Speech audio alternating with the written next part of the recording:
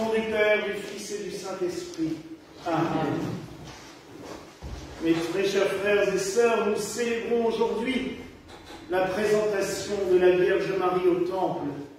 Nous la contemplons, âgée de 3 ans, et sautillant et dansant de joie, comme nous le dit les textes du jour, s'approchant du Saint des Saints, du sanctuaire de Dieu. Quel mystère, quelle beauté dans ces gestes.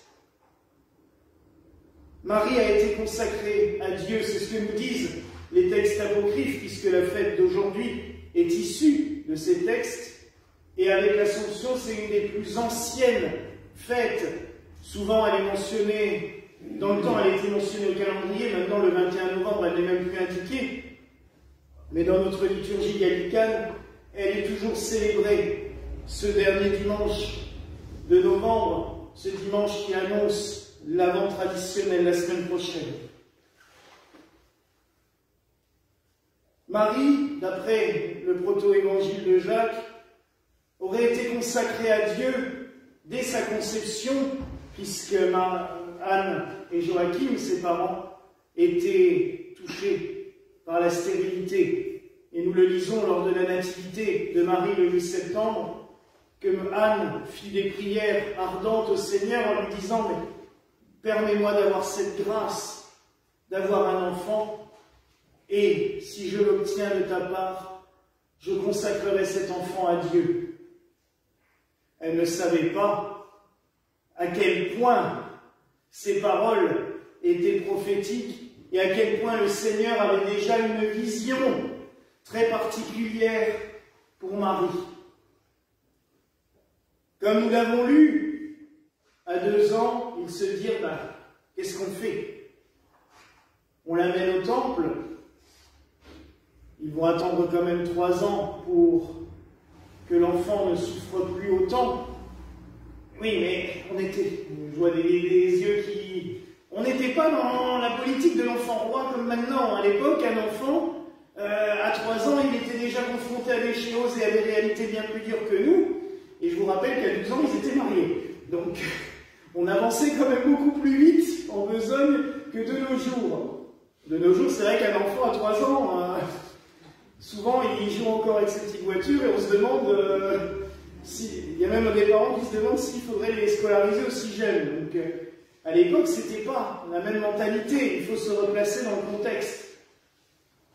Donc, Marie se présente au temple. Et là, il va se passer un miracle. Mais un miracle qui annonce tellement de choses. Comme nous l'avons lu, le grand prêtre n'entrait dans le Saint des Saints, donc derrière ce rideau qu'il y avait dans le temple de Jérusalem où était conservée l'Arche Sainte. Il n'entrait qu'une fois par an, le jour de Yom Kippour, le grand pardon. Et il venait offrir un sacrifice d'encens devant l'arche. Mais on avait tellement peur qu'il puisse lui arriver quelque chose et que personne ne puisse aller le chercher, puisque personne n'avait le droit d'y rentrer, que le grand prêtre entrait derrière le rideau avec une corde attachée aux pieds, pour que si, au bout d'un moment, il ne ressortait pas, parce qu'on avait souvent peur aussi qu'il soit foudroyé par la grâce divine, on disait que l'Arche d'Alliance, vous avez tous vu, sans aucun doute, Indiana Jones, hein. Vous voyez bien les effets de l'arche quand elle s'ouvre. Et c'était les croyances, et c'est les croyances du temple, puisque on estimait que c'était la présence divine. Dieu était présent instantanément à cet endroit-là. Donc on avait peur que le grand prêtre soit foudroyé, et que s'il ne ressortait pas au bout d'un moment, on tirerait la corde pour ramener le corps, en fait. Donc c'était, vous voyez, à quel point il était totalement impossible pour quiconque de se retrouver dans le Saint des Saints. Et la tradition veut qu'on ait retrouvé Marie, âgée de 3 ans, dansant de joie devant l'Arche Sainte, devant l'Arche d'Alliance. Mais c'est très beau comme symbole. L'Arche Sainte, qui contient la présence divine. Et Marie qui est là devant à danser, comme je la vois sur ce tableau, toute heureuse, toute joyeuse. Quand j'ai vu ce tableau il y a 2 ans, j'ai craqué instantanément parce que je me suis dit, mais qu'est-ce qu'elle est belle, cette enfant Marie, cette Maria Bambina, comme l'appellent les Italiens, elle est tellement belle. Mais en fait, c'est l'arche de la nouvelle alliance qui danse devant l'arche de l'alliance. Car Marie, c'est cela, celle qui est préfigurée dans tous les textes, et dont saint Paul nous parle en nous disant que l'ancien temple va être détruit, qu'il va falloir que cela passe pour que le nouveau temple puisse nous donner le Saint des Saints, le Seigneur. Et ce nouveau temple, c'est Marie. Et n'oublions pas que d'après la tradition, Marie serait morte entre 63 et 70 après Jésus-Christ. Le temple de Jérusalem a été rasé par les Romains en 70 après Jésus-Christ. Il n'y a plus de temple. Depuis, le peuple juif n'a pas pu célébrer les sacrifices dans le temple. Étant animaliste, vous comprendrez que les sacrifices, ça m'arrange bien qu'ils ne soient plus célébrés. Parce que le Seigneur, et saint Paul nous le dit bien, il n'y a plus qu'un seul et unique sacrifice, celui de notre Seigneur Jésus-Christ, qui n'offre pas le sang des taureaux et des boucs, mais son propre sang en sacrifice sur la croix. Et ce sacrifice est renouvelé de manière permanente lors de la messe. Ce n'est pas un nouveau sacrifice qu'on célèbre à chaque messe, c'est le sacrifice du Christ qui se perpétue et se renouvelle sans cesse sur l'autel. Est-ce que nous imaginons et mesurons cette grâce? Et Marie, elle va devenir l'arche sainte, l'arche qui contient la présence divine, la présence de Dieu. Et c'est pour ça qu'il est tellement bon de la célébrer maintenant, alors que nous nous apprêtons à fêter Noël. Avant d'entrer dans l'Avent, où nous allons allumer les 4 bougies de la couronne la semaine prochaine, nous célébrons Marie. Parce que déjà, sans elle, on n'en serait pas là. Il a bien fallu que cette brave femme, cette jeune fille, et après cette brave femme, accepte tout ce qu'on allait lui faire subir. Parce que cette mission, je le rappelle, n'est quand même pas la plus drôle de l'humanité. Elle va passer pour une femme adultère. Dans un monde où on lapide les femmes adultères, elle va risquer la mort. Si Joseph ne la prend pas, c'est foutu. Elle est assassinée. C'est quand même pas rien. On ne s'imagine pas la force de l'engagement qu'elle a eue. Ce que le Seigneur lui a demandé. On nous la représente souvent, oh bah oui, voilà, une petite jeune fille est tombée enceinte par la force de l'Esprit Saint, et voilà, c'est bon, elle a accouché 9 mois après. Ça ne s'est pas passé comme ça, hein. Elle a dû fuir chez Élisabeth. Quand elle part chez Élisabeth, c'est pour éviter la mort. Joseph n'a pas encore pris sa décision.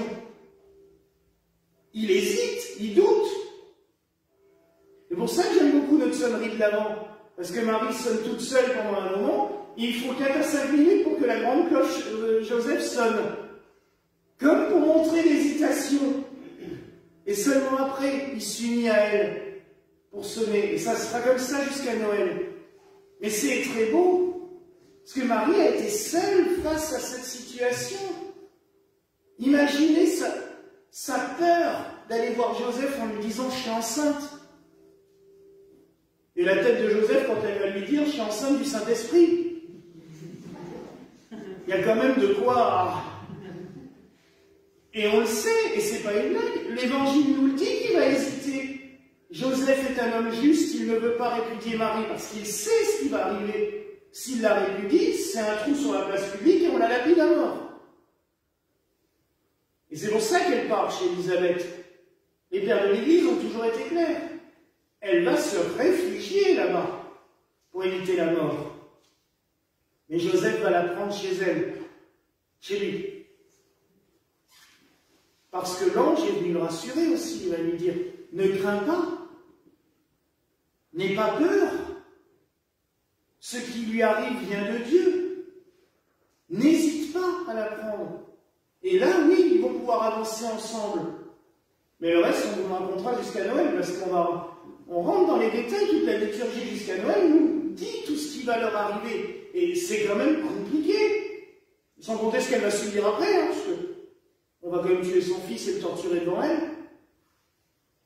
C'est un engagement terrible qu'elle prend. Et c'est ça que nous célébrons aussi aujourd'hui. Marie s'est consacrée à Dieu, j'allais dire pour le meilleur, mais aussi pour le pire. Mais parce qu'il y a la grâce divine derrière et la force de l'Esprit Saint pour supporter tout ça. Ce que je disais à une famille en deuil cette semaine, heureusement qu'on a la force de l'Esprit Saint pour nous permettre de surmonter ces épreuves. Sinon, mais personne n'aurait la capacité d'y arriver. Souvent on parle, à juste titre, l'être humain a une force de résilience. C'est le mot à la mode. Hein. C'est vrai que Boris Cyrulnik l'a créé, ce mot, et il n'a pas tort. C'est vrai que l'être humain est capable d'une force surhumaine pour affronter les épreuves de la vie. Et nous avons toutes et tous des épreuves, chez nous, sur nous, dans nos familles. Et on remarque qu'on découvre des forces pour supporter ça, on ne se doutait même pas qu'on en serait capable. Mais ça, c'est l'Esprit Saint. Moi, je ne vois pas d'autre raison, sinon c'est pas possible. Nos forces humaines, ok, mais on n'est quand même pas... On n'est pas Superman. Et Marie, c'était pas Wonder Woman. Il fallait l'Esprit Saint pour supporter tout ça. Pour arriver à passer tout ça. Alors oui, l'être humain a une force de résilience. Mais cette force, elle s'appelle l'Esprit Saint. Et il est venu sur Marie, il lui a permis d'affronter tout cela. Et Marie est devenue le nouveau temple. Quand on vénère Marie, on ne la vénère pas juste pour elle, pour ce qu'elle a fait. On la vénère parce qu'elle est devenue le temple de Dieu. La présence divine s'est formée en son corps, en son cœur, en son âme. Et ça, c'est exceptionnel. Dieu a pris chair de la Vierge Marie. Tous les credos de toutes les églises chrétiennes disent la même chose. Et le Verbe s'est fait chair. Et dans le sein de la Vierge Marie. C'est fantastique. Quand on y pense, c'est exceptionnel. Mais il y a encore quelque chose de plus exceptionnel. C'est que Dieu nous a donné, le jour de la dernière scène, la possibilité à toutes et à tous de devenir temple de Dieu. Et oui, nous recevons la Sainte Communion. Et cette communion, c'est la présence réelle de Dieu. Et nous pouvons le recevoir en nous. Pour ça qu'il n'y a plus besoin d'arche d'alliance dans un temple à Jérusalem. Nous sommes toutes et tous des temples de Dieu. Et c'est pour cela qu'au funérailles, on nous encense. C'est pour cela qu'au moment de l'offertoire, lors des grandes fêtes, le servant vient encenser la foule. Il encense les offrandes, il encense le célébrant, mais il encense les fidèles. Parce que nous allons devenir temple de Dieu. Et quand on encense à l'offertoire, ce n'est pas un honneur, c'est une purification, l'encensement. Vous savez qu'à l'origine, l'encens, c'était pour chasser la vermine, hein. Et on encense les offrandes tout simplement pour enlever la vermine physique, mais aussi la vermine spirituelle. Et quand on encense le célébrant, c'est aussi pour ça, c'est pas pour lui rendre gloire ou honneur, hein, franchement. C'est pour le purifier, pour qu'il soit pur, avant de célébrer le sacrifice. Et quand on encense les fidèles, c'est pour cela aussi. C'est parce que vous allez toutes et tous devenir temple de Dieu. Et qu'il faut, j'allais dire, dégager la route pour que le Seigneur puisse venir. Et la grâce que Marie a vécue, nous pouvons toutes et tous la vivre. Et nous pourrions toutes et tous chanter le Magnificat parce que les mêmes grâces qui sont arrivées à Marie nous sont données. Nous recevons le corps et le sang du Christ. Nous recevons l'Esprit Saint, forcément. Puisque notre grande liturgie gallicane dit d'ailleurs que cette communion soit communication du Saint-Esprit. Nous recevons l'Esprit Saint. Nous devenons temple de Dieu. Alors en ce jour où nous célébrons la présentation de la Vierge Marie au temple, mais nous célébrons aussi ce mystère insondable où Dieu a fait de nous son temple. Et nous pouvons lui rendre grâce pour cela. Alors nous pouvons célébrer Marie et la remercier d'avoir dit oui plus tard. Parce que tout préparé en allant au temple et tout, elle aurait encore pu dire non à l'Annonciation. Quand le Christ, quand l'ange lui dit « il va t'arriver ça et ça », Marie lui demande « mais comment c'est possible? Je ne connais pas d'homme, moi. » Connaître au sens biblique. Hein. Et l'ange lui explique. Et c'est seulement après qu'elle dit « oui, qu'il me soit fait selon sa parole ». On est toujours libre de ne pas approcher du Seigneur si on ne le souhaite pas. La sainte liberté des enfants de Dieu. Mais reconnaissez que quand on est invité par quelqu'un comme lui, on n'a pas envie de dire non. C'est une telle joie, un tel bonheur. Et franchement, si nous pouvions, j'allais dire, danser de joie en approchant de l'autel comme Marie l'a fait étant enfant, et comme les adultes le font, on les regarde de travers. Quand on voit des liturgies où ça danse, on a tendance à regarder les mecs en se disant, mais ils sont fous. Ça m'arrive aussi quand je vois ça. Mais c'est vrai que par exemple, nos frères et sœurs africains, eux, ils dansent hein, en approchant de l'autel, tellement pour eux, c'est une joie. Mais c'est vrai que cette joie, elle est phénoménale. Alors oui, rendons grâce au Seigneur pour ses bienfaits. Rendons grâce au Seigneur d'avoir choisi notre humanité. Bien pitoyable souvent. Bien faible. On critique, on râle, on pestifère à longueur de temps. Et pourtant, il nous a choisis, nous, pour faire de nous son temple. Alors nous pouvons bien lui rendre grâce, le remercier, et lui dire, ben, oui Seigneur, comme Marie l'a fait, oui, qu'il me soit fait selon ta parole. Voilà mes frères et sœurs la grâce que je nous souhaite en ce jour, au nom du Père, du Fils et du Saint-Esprit. Amen.